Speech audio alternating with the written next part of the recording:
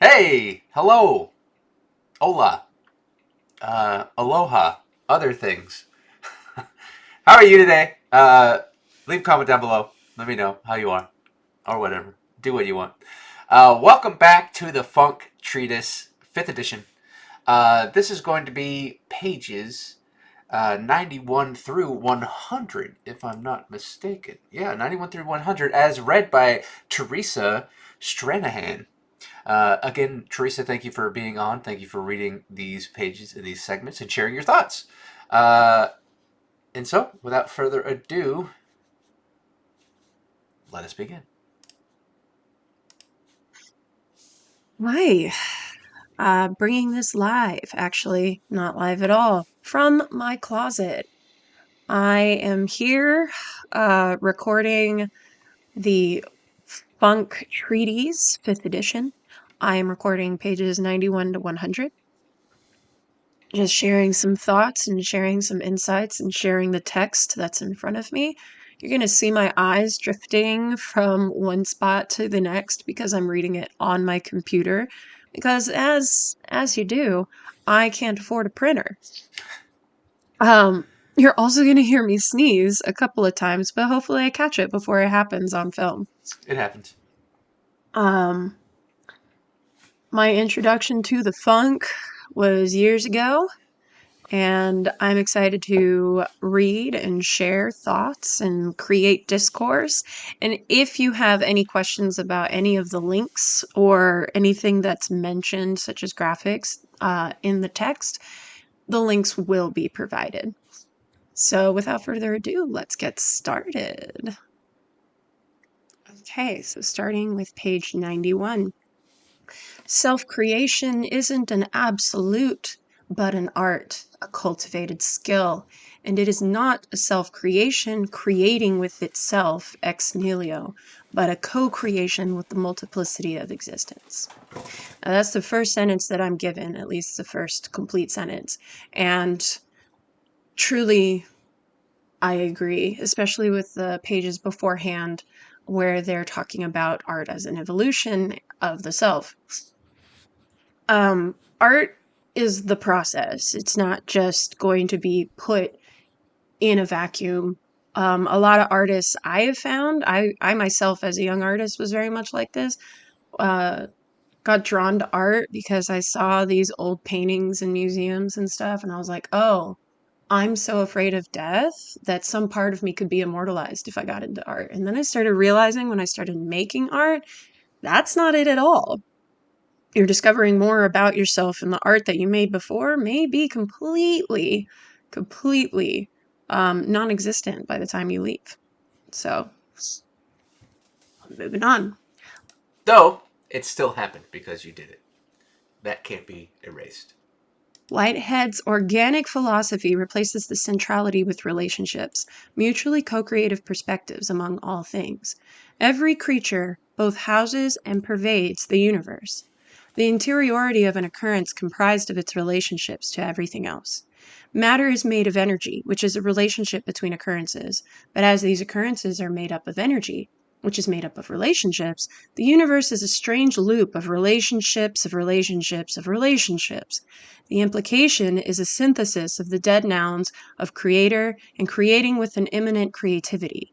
The death of art, as the process of reality itself, is a creative process, a tapestry of co-creation among all strands that it contains, not as a whole relating the many to itself, but as the many becoming one in a novel subject and increased by one. The thesis of space Taoism is we are life artists who create with the self-creating tapestry of existence. Rather than human creators creating meaning out of a meaningless existence, meaning and signification is omnipresent, co-created by a subject's personal relationship with existence, the artistic act of life. This is actually a really interesting point because this was brought up a lot whenever I was in art school of like, okay, does art imitate life or does life imitate art? And it becomes a very vicious cycle and a real loop around itself after a while of discussion, and you start hearing the same things over and over again. But I think I don't know how much I agree with that one, just because, and I would say this is more of a tangent on that thought, that art isn't so much the creating of life, even, um, or going hand in hand with it, but the expression of becoming aware of the life around you, and that something is happening and that you're seeing it and you want other people to see that you're seeing it. And that's kind of how the discourse happens, you know? So, interesting point. While the integral symbol is the inevitable symbol of space Taoism, its true holy symbol is the question mark, a symbol of awareness, infinite potential, inexhaustible meaning, and endless becoming. The Tao is literally defined as path or way, a motion through space and time, and the guide along this endless quest isn't an answer but an omnipresent question mark. What does one do? How does one act? What does one become? Let your questions guide you and follow them faithfully, and they will take you to where you need to go. So there's a beautiful bracket right here. All of this makes so much sense and is so wonderful. I am talking about all of it. The funk. We have all now read it is this far together and are that much closer and can share that idea or know someone or something who has or can attempt to know someone or something who has or can as well. This is also exciting. And again, if anything I am saying is not making sense or you want to further expand on it, either through me or reflection of me, it is now knowable possible to do that. And we are directionally headed towards the next step on that fourth dimensional and above and below grid. So cool to think about. So, this in itself would be its own discourse.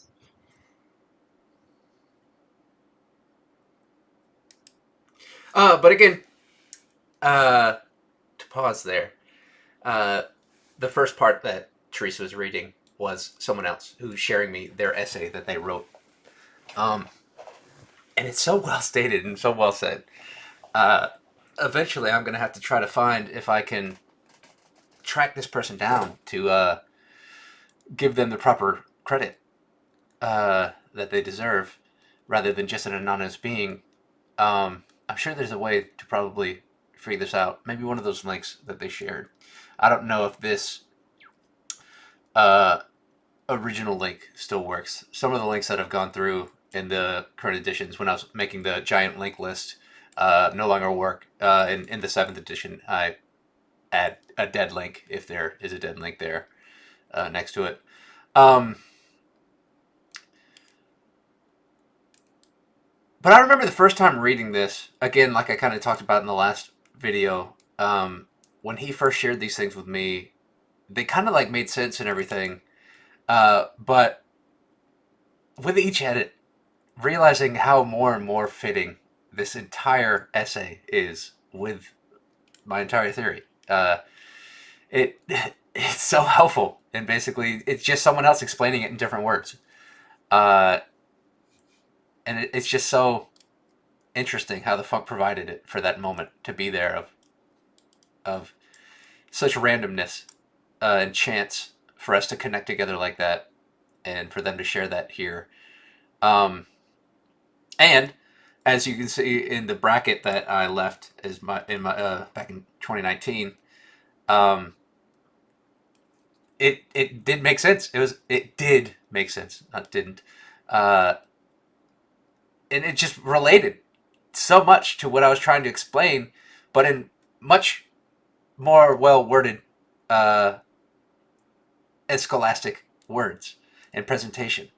But as I say at the end of that, like we're now to the point to where we can do this. Where if I had questions and I wanted to reach out to people, or if anyone else has questions, you can do that, and you'll reach moments like this, or moments like this.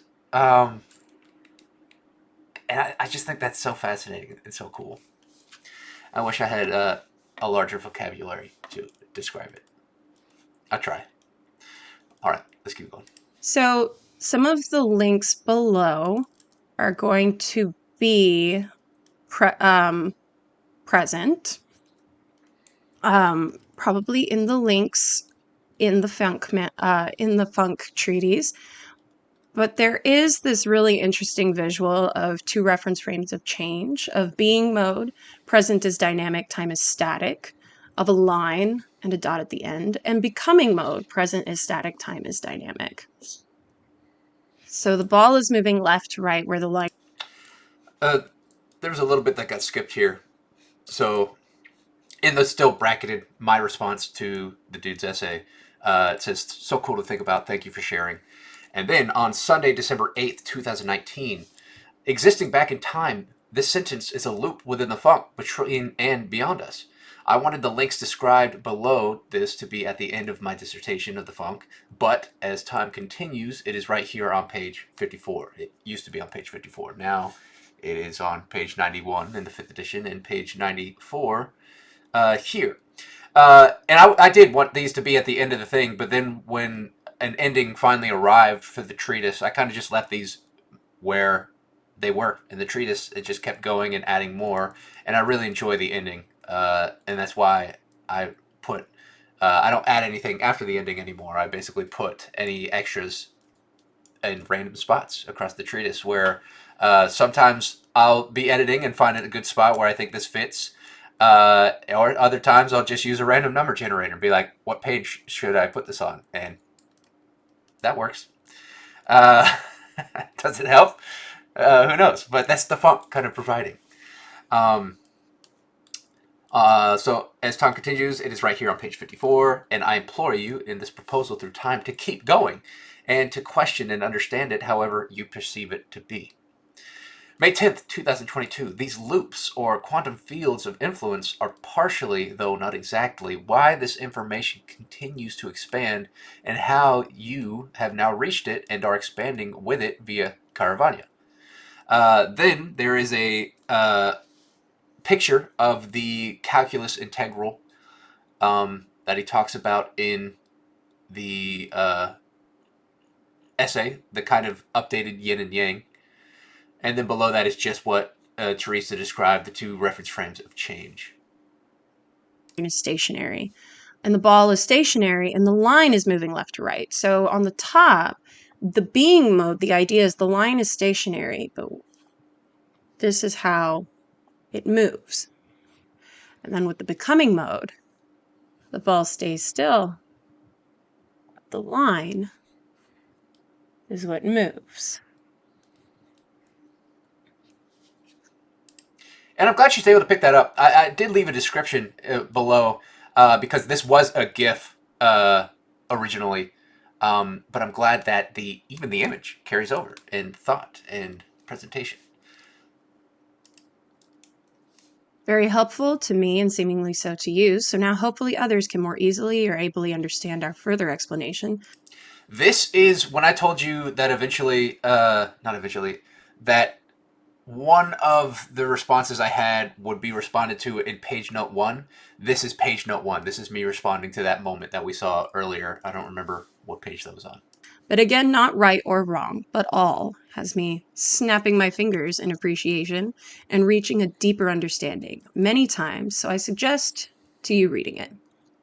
I propose Whitehead was gathering this information from the funk by connecting to it through itself, again through perhaps the pineal gland and other parts of the brain body experience and influence of the funk. Whitehead and the others before him conceived these ideas. The person sharing me this information received it from Whitehead, the person writing about Whitehead before relaying it to me, and eventually I relayed out to it to receive this information. And now we are both all expanding from Whitehead and everything before him, after him, up to myself. And after proposing this question of the funk, I understand that you are able also to have feelings and senses and the ability to learn and be able to respond back to it and collect it with me. And we are building the funk together as it builds us. Every action has a reaction. So, just by recording this video, essentially, and just by reading it out loud and relaying it digitally to you, whoever might be watching, I am participating. It's almost as if I don't really have a choice in participating, aside from the fact, yes, I did make this choice. But I think that that can be said for a lot of our creative experiences, is that sometimes we don't even realize that we are participating, but just by having the conversation, we are now part of the story.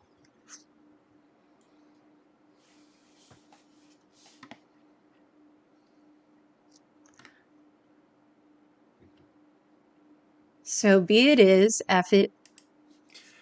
Skipped a little more here. Right after that, it goes to a bracket of May 10th, 2022. Caravanially progressing through every moment via every past and present funk moment into future funk existence and beyond. Never ending defeaters plays. And then we have an insert from Sunday, December 8th. This is continuing uh, from the earlier December 8th reference just stated. This statement was once at the bottom of page 57, unless in a later edited version of the creation that the funk has eventually provided, or it becomes observable in the future that there was no change, but there was a change. Also, for the record, a copy has been sent by request to Ronnie Bauscher, April 21st, 2022, and again today, after I stayed with Ronnie in Austin for a concert. Hello, Ronnie, and you, reader. Thanks again for being here. And Ronnie, if you're watching this, thank you again. And this is where Teresa is reading, so be it is as if it is in it, or as if it is on it, or not. As if it is in it, or as if it is on it, or not. There is a YouTube link on page 94, at least as it is now. It's considered page 24 or 94, She and gets you're it. free to go look at it. There's a couple of them. The topics discussed in the video linked below. You can watch, listen, or read the summaries and expansions, or of course, oh, I guess that's a note for me. I can do whatever I want. We'll be right back. So in this next section, I'm going to read in front of me in the Funk Treatise whatever pieces of information are available to me.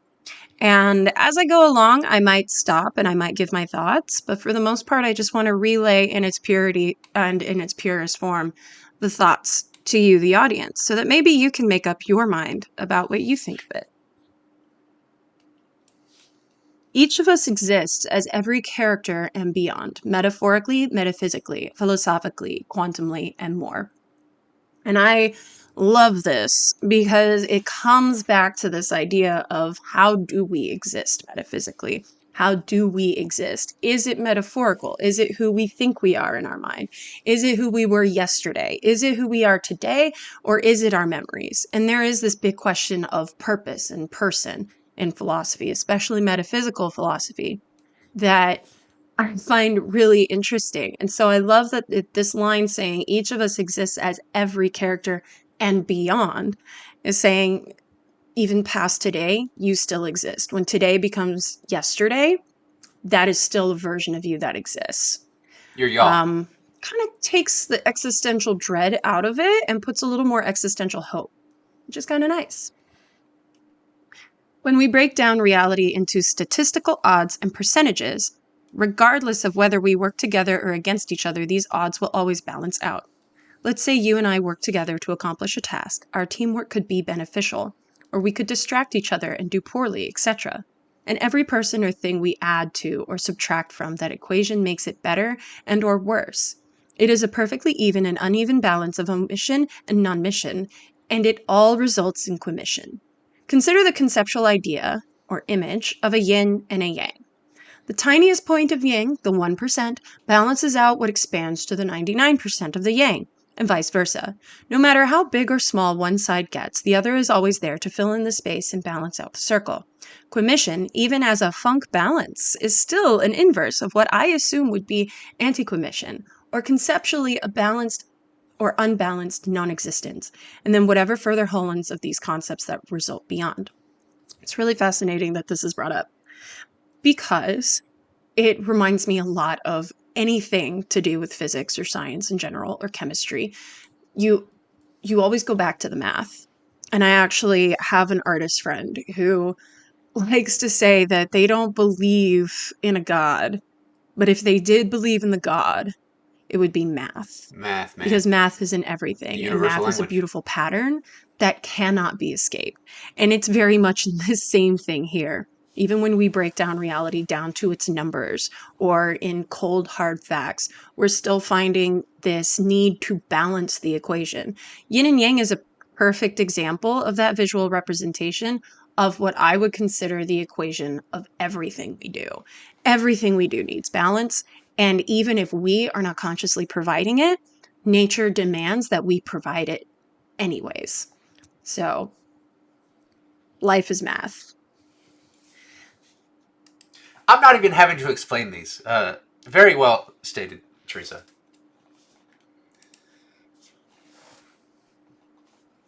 Okay. This term came to me in a meditation. Ya. Anything that is not the current you or itself, but more specifically is another version of you and or itself. Your past and future selves are yaws of yourself, and you are the yaw to them. A clone of yourself would be your yaw, and you would be its yaw. Theseus's ship is a yaw of itself. Very similar to a foil character in literature. Even things outside of yourself can be a little bit of yourself. The study of influence upon reality and funk when observed as and by another influence. When you are sober or not, what are you truly under the influence of? Funk. And like how the double slit experiment changes particles' waves when observed, so do we. Whether it be from others, our environmental funk, or ourselves, it cannot be without influence. We each react differently to every observational and beyond influence. This really speaks to my quantum physics nerd in me as someone who did a whole entire research paper on parallel lives and universes. We do always have multiple decisions going on in our brains of what we want to do. That's why decision making is hard. And some of us are acutely aware of those decisions we're making, and some of us aren't. But the fact is, those decisions are still being made, and it does affect us. And I think it does affect our chemical makeup and our funk. It doesn't go away. And even in sobriety, you're still going to be influenced by other things, even if it's just your pure essence or your expression or whatever it may be. I would suggest soul to be like influence. Anything to have influence on another thing and or influence is a transfer of soul. Consider the body to be any object, entity, or subject that is able to cause influence or be influential, and the soul is the influence beyond itself resulting from itself. So the body is like an instrument, and soul is the sound or music that results from that instrument existing and or being used. So to use a trumpet as an example, a trumpet has little influence outside of itself beyond taking up space. But when you play a trumpet, its influence is expanded to a greater environment, and its influential soul is now influencing whatever it is in that environment through and outside its body. Louis Armstrong transferred his soul through his trumpet and voice and into everyone and everything within and beyond his environments of existence. You are embodying soul of the funk body. I think this is very much how people get affected by music in particular. I think music is a great illustrator of that entire concept, which is probably why trumpet is being used as the example, or any instrument. You can do this with your own body. Sound waves affect us as human beings massively. And even in our voice, our tone of voice, and the way we say the words that we're saying, we are sending a message and we are affecting another person's soul. We are constantly forms of influence over other people in our surroundings. If you talk to a dog, for example, and you say, "Oh my goodness, good boy, good girl," then you have that high influx, and that influence becomes positive for that animal. But if you bring your voice down and you talk sternly, you're putting out a whole different vibe, and that creates an influence too. So everything you do is effective. And in turn, everything others do, especially with the sound coming from them, affects you. You're not just sound. Again, the influence, just the influence of your being, of your doing, of anything. Uh, that's a soul transfer. Um, but yeah, great metaphor with sound. I'm glad that carries over. Uh, this was the first one, as you can see, of all the past ones. This is the first one where someone was breaking down while reading. And I kind of wish, in hindsight, that I had asked everyone to do that, because I think a lot of people just read it and then they gave like some quick thoughts and they're like, all right, thank you. Um, which, isn't bad. Uh, but I really enjoy just how Teresa's breaking down everything and digesting and understanding things. And that is exciting to me. Expanding like ripples, like wavelengths of influence, expanding out and interacting and influencing other ripples of soul or souls. Compare yourself to a stone being skipped upon water. Life and existence have put you in motion across this pond, and each time you bounce across the water, you cause soul ripples of yourself and past existence to spread out and ripple with and against other ripples. Eventually, your stone will plummet into the water, but the ripples will continue to expand and influence the pond even after you are finished moving. Then your stone will eventually break down bit by bit, smaller and smaller, until it molecularly redistributes into whatever those yaws become, forever influencing further funk. Some instruments will skip longer or cause greater ripples, some will never cross the pond, and some can have an immaculate effect after they've plunked below. First, the instrument must exist, and then, when able, choose how to use itself and or be used by the funk. For example, just like when they say you die twice. You die the first time when your body expires, and then you die the second time, the last time someone thinks of you. The question is, how are they going to think of you? Isn't that the big question of how are they going to think of you? What are the ripples you're putting out into the universe? Something to think about. Anything and everything our body and soul transfers into then carries and transfers our soul influence further, like photos on an ofrenda for Dia de los Muertos, expanding the ripples of those no longer with us. Stones that have already plunked into the pond, still expanding through remembrance. You will eventually lose the body instrument, but a soul is never lost. When it comes to an inner monologue or dialogue, I suggest that these abilities are an evolved way for funk, or God, to talk to itself and guide itself, and or parts of itself, in the directions it needs to go, right and wrong, correctly and incorrectly, further using the mediums as the messages and messengers. Those who have had greater inner dialogues are more likely to examine and expand from information and pass it to the next generations to repeat and or advance the cycles of evolutions of these conceptual abilities and informations. So, for example, if you consider Moses talking to God through the burning bush, whether it really was God, or if it were a cave releasing gas causing Moses to hallucinate, an array of light shining on a bush making it appear on fire, and the winds in the cave to sound like it was talking to him, or even if it's all just a story someone made up, no matter what, it is the internal dialogue that processed this information and then later transferred its happening to whatever degree of real or surreal, true or false, fact or fiction, miracle or not.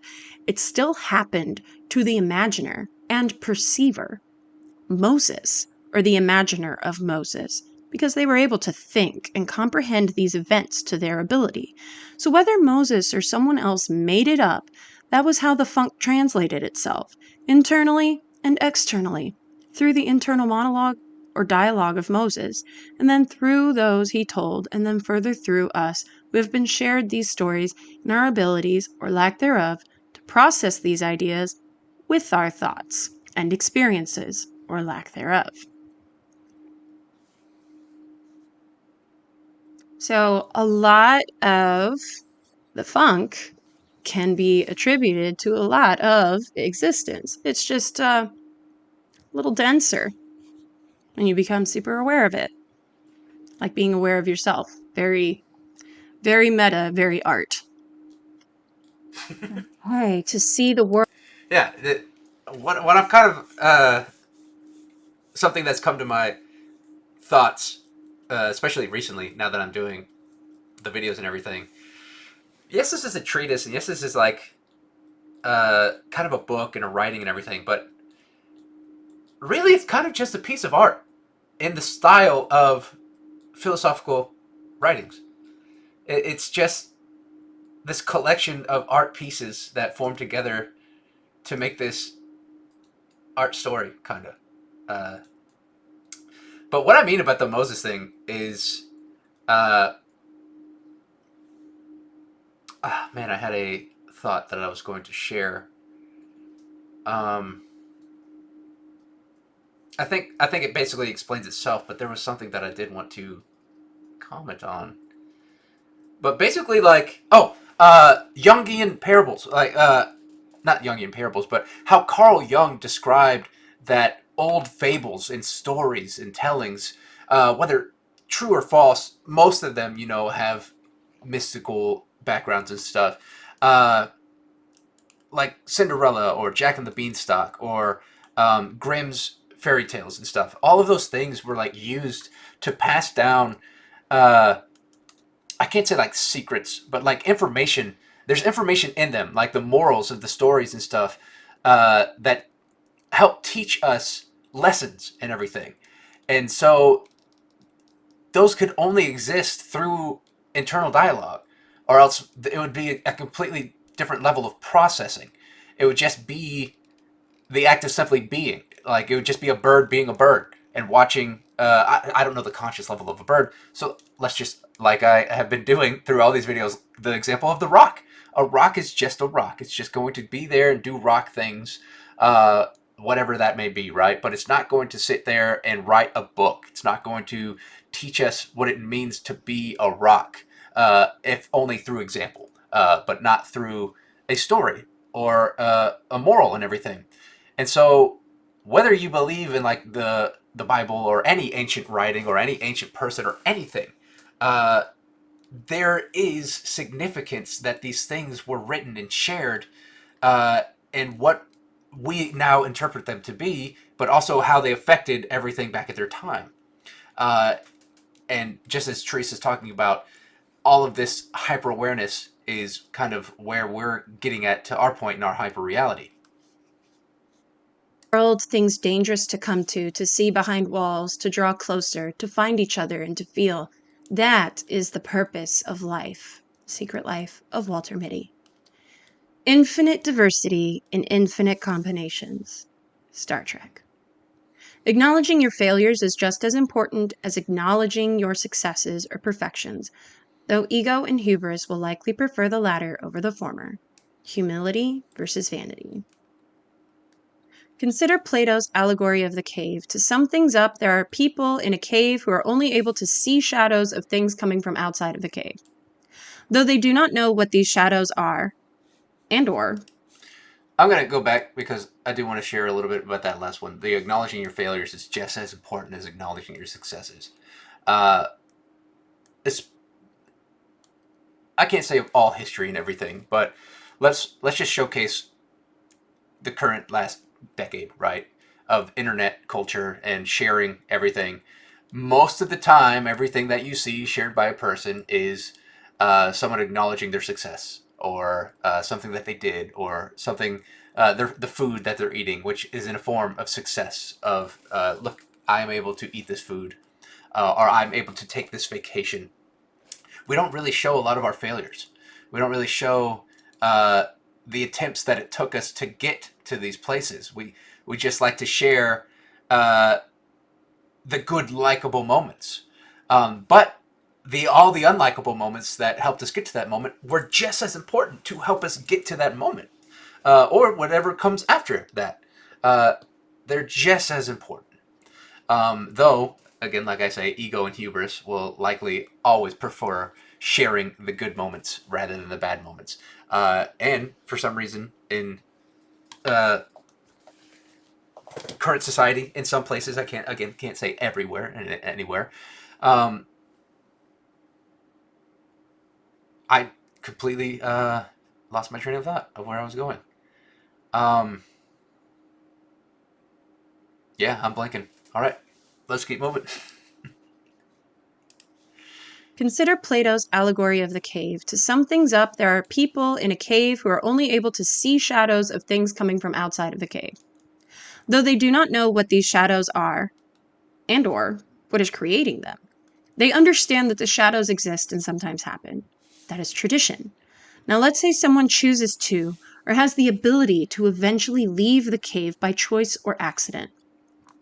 Once they learn what is creating the shadows from outside of the cave, and also see the sun that is causing these shadows, they can either choose to attempt to understand and or accept this new reality, or reject it and return to the cave and attempt to forget this new, non-traditional experience and pretend it never happened. If they choose the former, they must then attempt the philosopher's duty and bring that knowledge and experience back to the cave in an attempt to share and discuss.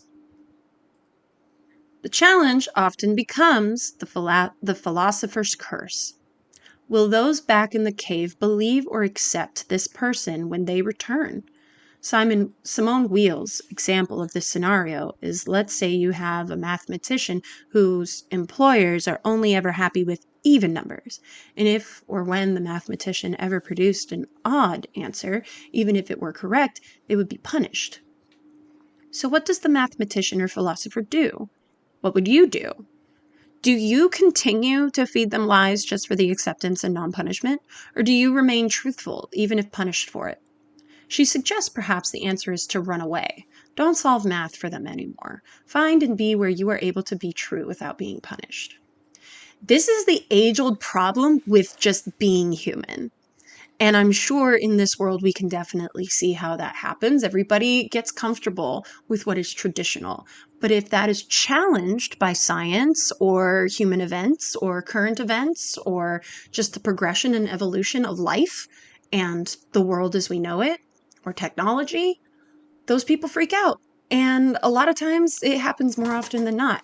And then, yes, some people are going to go out and they're going to try to be the philosopher who encourages that education of the masses. And teachers, such as myself, have tried for years.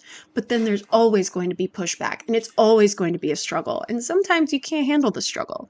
I don't agree with Simone. I think that there has to be a balance because Yeah, I life agree. is math. There has to be a balance. Sometimes you have to put those thoughts out into the world where other people who aren't accepting of it are going to go for it. And that's uncomfortable, but you can't be silenced. But you also have to take care of yourself. And it's very important that you find good, strong community because that good, strong community is going to bolster you up when you need it and when you go back out there. It's a balance. But we can't just run away. We don't have to solve math for them. We do have to solve it for ourselves, though. And you can't just run away. And so I don't think it's like essentially running away from the problems, but it's also agreeing with Teresa, trying to find a set of boundary, to find your community. Uh, and so just to return to the concept that we discussed in the last video, the Fuego Puerta, uh, when you return back to the cave, you are presenting everyone with the Fuego Puerta. You're saying, all right, there is a life outside of this cave. There's this thing up in the sky, this bright ball that's causing these shadows. And people are just like, I don't know what the hell you're talking about. And they uh, do what they do with that information. Um, there's a spider on my wall, but I'm going to leave it be. But it's going to just distract me and make me forget things that I'm saying. Um,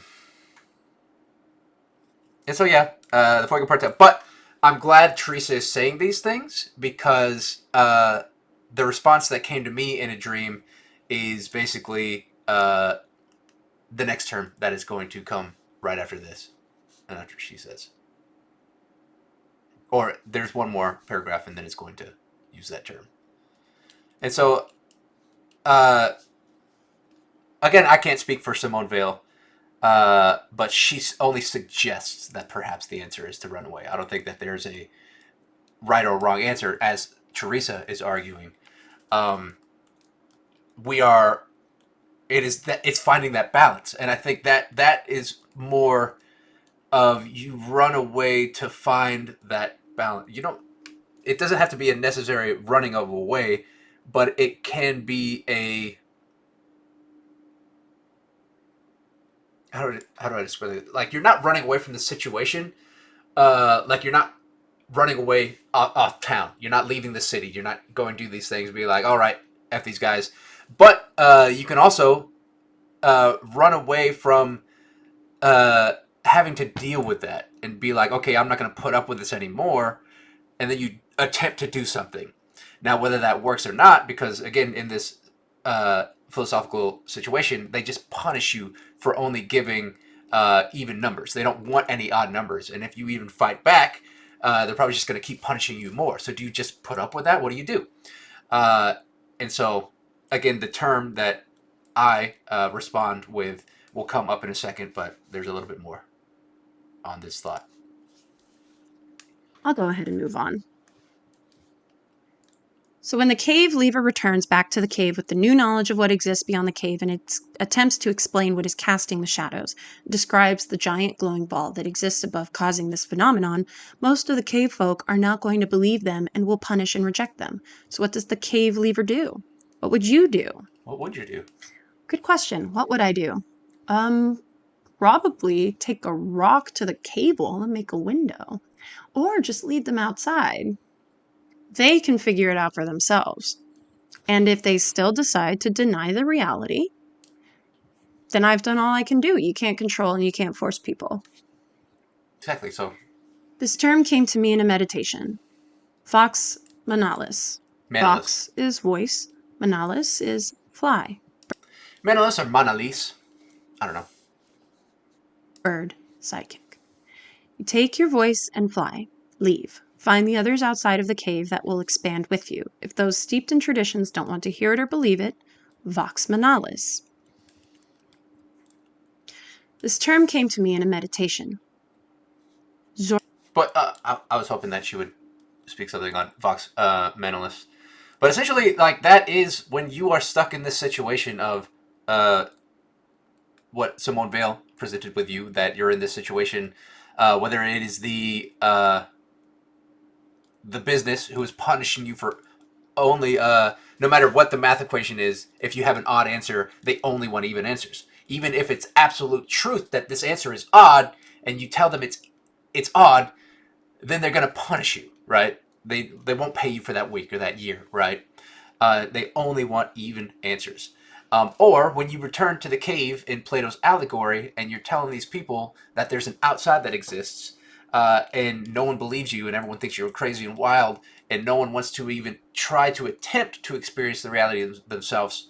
Occasionally there will be someone who might want to, but the majority enjoys the tradition of just what life is already. And so if you're stuck in this situation of the philosopher's curse, then Vox Manalis. Then that's what will be will be. Uh, you can either stay in the cave or you can go see what exists outside in the world, and be and understand that not everyone is going to understand, uh, but you do to a degree, and so go experience that. Go experience. Go Jacques Lasp. Go experience the unknown. Explore the unknown. See what the world is like. Feel a sunburn for the first time from living in a cave your whole life. But you never experience those things if you just stay in the cave the whole time. And there's nothing wrong with that. The people are thriving in the cave, uh, subjectively, depending on the cave. All right, but this term also came to me in a meditation. Zorstery. Zorstery. Z, abbreviation for zenith, distance, zero, zone, symbol for an unknown quantity or variable impedance. Orst, name meaning, idealism, intuition, romance, generosity, creativity, wisdom, and tolerance. Airy, of, related to, belonging to. While intellecti is the realization of potential, zorstery is the actualization of potential. This term came to me in a dream. Monofaciate, monofacitude, mona, noble, facet, does, doing, tate, poet or philanthropist, tude, attitude, state, condition, quality. So to monofacetate is to be doing an act of noble doing, monofacetate being the verb and monofacitude being the adjective. For example, some studies or practices of philosophy and sciences are a monofacetation or done with monofacitude. Robin Hood, monofacetated, monofacitudely. Choosing a religion or ideology to follow is like having a preferred operating system for reality, like choosing to use Windows 98 or Mac OS X, Yosemite, or Linux. There are many choices to help you run and use your computer, just as there are many choices to guide or give you suggestions in our shared realities. Some prefer the old programs and traditions, and some enjoy the updates. You're subjectively and objectively greater than and less than universal. We are the translation of ourselves speaking as a universe, the language of funk. The medium is the message. These terms came to me in a dream and later a meditation. Alcance, which turns out to be Spanish. Alcance, scope. Alcance, reach. Alcance, beyond scope and reach, but also a part of. Alcance, beyond scope and reach, but also a part of, and then beyond all of that, the unimaginable beyond, the infinite funk.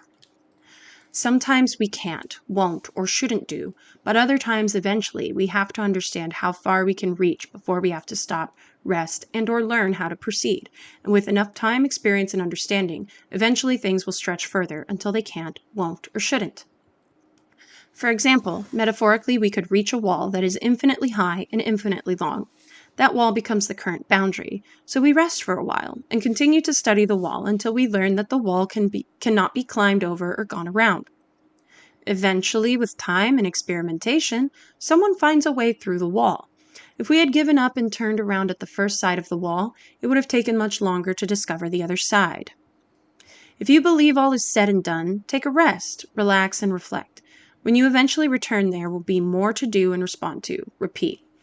I want to repeat this particular line. If you believe all is said and done, take a rest, relax, and reflect. When you eventually return, there will be more to do and respond to. Repeat. That is exactly the process of art. When going into a creative process, you have to be ready to repeat yourself quite a lot.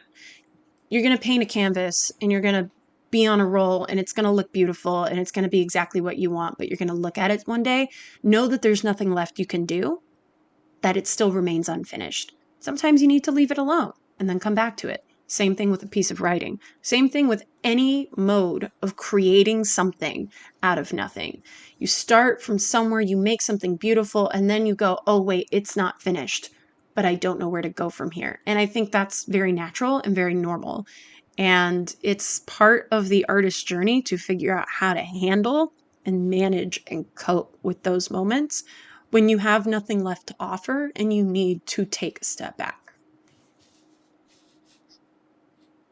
To continue with the funk treatise, the egg came before the chicken, just as the butterfly cannot come before the caterpillar. Reality is where and when you or we are in time and space. That's the noumenal. That reality is where and when you are, that we are in time and space. And then the phenomenal is... Surreality is your perceptive reflection and translation from and of the who, what, when, where, why, and how.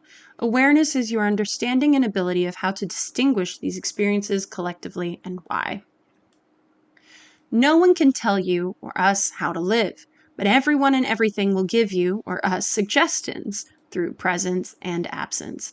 The how is revealed within and across the who, what, when, where, and why, and becomes knowledge once you or we are without the endowments in exercising these practices in whichever way you or we decide. Okay, so this last page of the funk will be a topic of some of the things discussed in the video, which again, the link is provided below. The link will be provided for you, and you can watch the video if you want to further your understanding of what's going on. If you're going to reject my way of truth and believe something false, then at least believe the falsehoods I offer in the way of opinion. Parmenides. Interesting quote. There will always be those who are smarter, wiser, and/or more able than each of us, but that does not mean we shouldn't or aren't allowed to share our perspectives. In fact, it is integrally important. This term came to me in a dream. Juega puerta. Fire door. Someone, something, or a situation that is hurtful or damaging to enter or exit from. Is selfishness rewarded? Yes and no.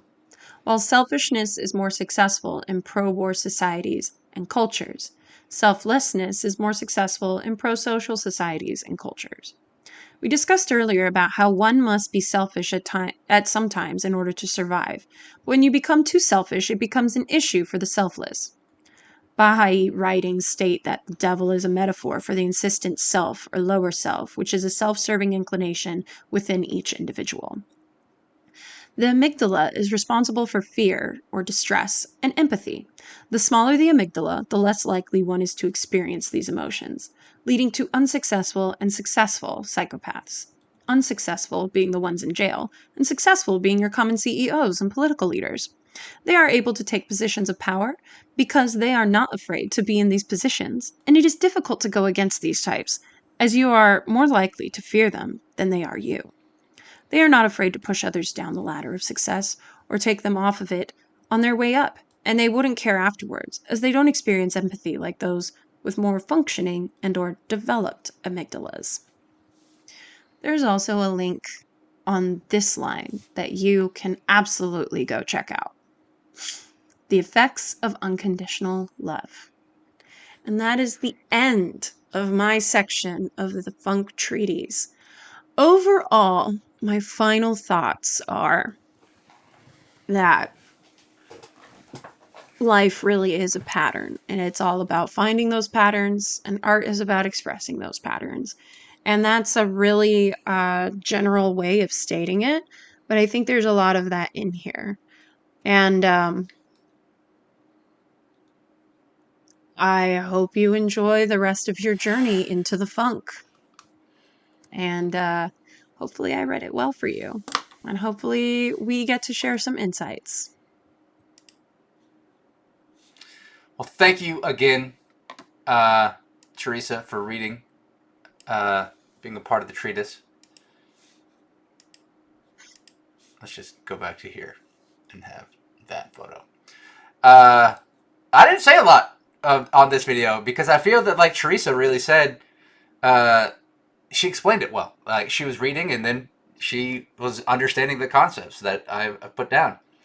And so that's another example that I do see some clarity in the things that I've written. It's not all just chaotic madness that doesn't make sense to everyone.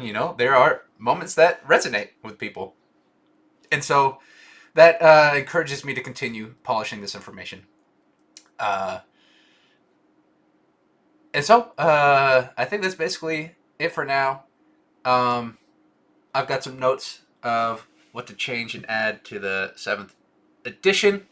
But once again, Teresa, thank you very much for reading this and engaging and sharing your ideas. I really enjoyed this episode. And to you, the watcher, the listener, the reader, for being here as well. Thank you so much. All of you and everyone, I love you. And in case I don't see you, good morning, good afternoon, good evening, and good night. The Funk provides. Peace.